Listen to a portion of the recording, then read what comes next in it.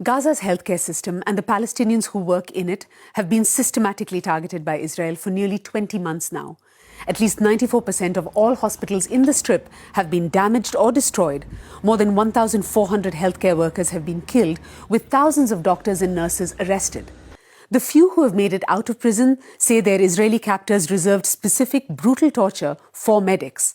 International doctors who have travelled in with aid groups now say their mission goes beyond medicine. The main thing is to come here to bear witness, because you're not seeing what I'm seeing, because there's been a complete block to all media.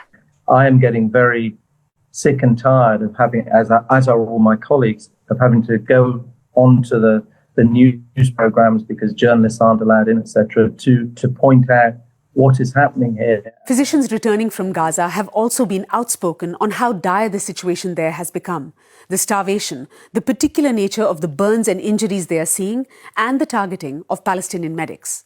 People need to understand that civilians, their families, healthcare workers are being intentionally and deliberately killed. And Dr. Hassan, I just want to say that the IDF have said in their statement regarding this attack in Khan Yunis, they said that the IDF evacuated civilians from this area.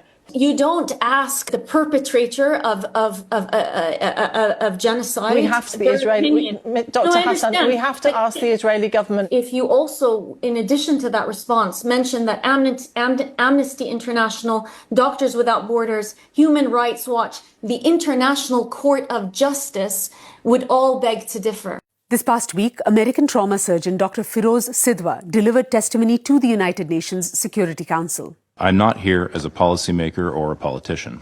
I'm a physician bearing witness to the deliberate destruction of a healthcare system, the targeting of my own colleagues, and the erasure of a people.